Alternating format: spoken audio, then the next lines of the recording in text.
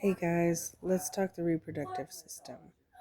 So, the histology of reproductive structures, the male reproductive system includes the testes, which is made up of the sem- seminiferous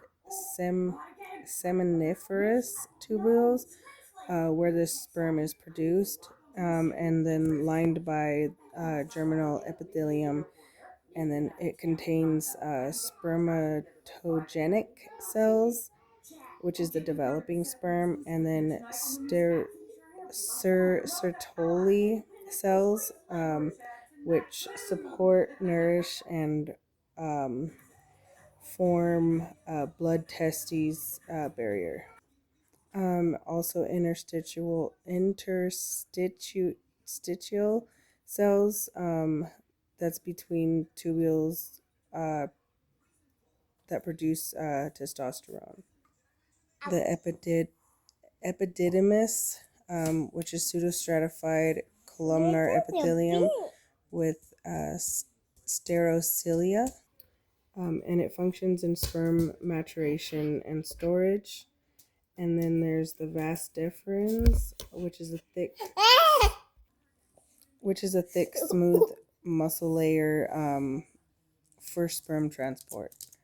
So the female reproductive system includes the ovaries, which is the outer cortex that has follicles at various stages. The inner medulla has blood vessels and connective tissue. And then the uterus, which has three layers, which is the endometrium, the myometrium, and the perimetrium. And then there's the fallopian tubes, which are ciliated, simple columnar epithelium. Cilia helps move the egg towards the uterus. Next, we're going to talk about the ovarian and menstrual cycles. So these cycles are synchronized and regulated by hormones. So first, we're going to go over the ovarian cycle, which has the follicular phase. And that phase is the FSH stimulates follicle development and estrogen levels rise. And then ovulation, which is triggered by LH, the sorry, so it's triggered by the LH increase. And then the mature follicle releases the eggs or the egg. And then the last one is the luteal phase, which corpus luteum forms and then secretes progesterone, and then it prepares the uterus for implantation. And then the menstrual cycle, there's the menstrual phase, which is the shedding of the endometrial lining. And then we have the proliferative phase, which is estrogen. It rebuilds in the endometrium. And then the secretory phase, where progesterone thickens and vascularizes.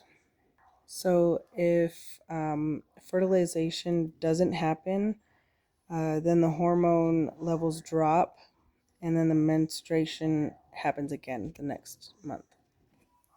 Now we're going to talk about the spermatogenesis and oogenesis. So the spermatogenesis happens in seminiferous tubules. Um, spermato Spermatogonia, the stem cells, then the primary spermatocytes, meiosis 1, secondary spermatocytes is meiosis 2, and then the spermatides, um, that's the maturation. So key features of these are continuous process after puberty produces millions of sperm per day.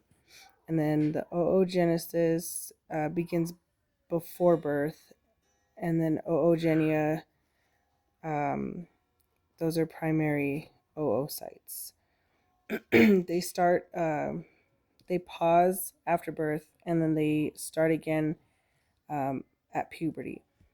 So primary oocytes completes meiosis 1 and then goes to secondary oocyte. Ovulation releases secondary oocyte. Meiosis 2 completes only if fertilization happens. So the last thing we're going to talk about is the effects of aging, disease, and birth control. So first we'll talk about aging. So females, they decline in ovarian reserve, leading to menopause, and reduced estrogen leads to endometrial thinning and bone loss. And in males, it is the gradual testosterone decline and reduced sperm quality and motility. And then diseases, so there's PCOS, which is polycystic ovarian syndrome. So this disrupts ovulation. And then there's endometriosis, which is ectopic and endometrial tissue that causes pain and infertility. And then STIs cause damage to the reproductive tissues.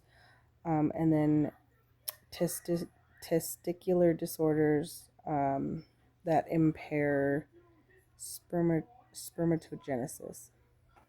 And then birth control methods. There's hormonal, which can be pills or patches, etc. So those suppress ovulation, thicken the cervical mucus, and then alter the endometrium. Then there's barrier methods, which prevent sperm from reaching the oocyte, which is like condoms and stuff.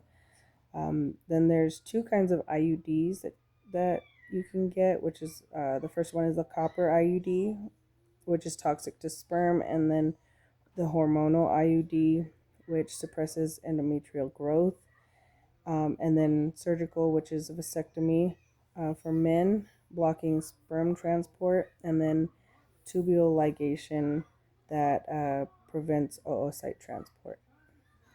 And that's all I got. Thanks for watching.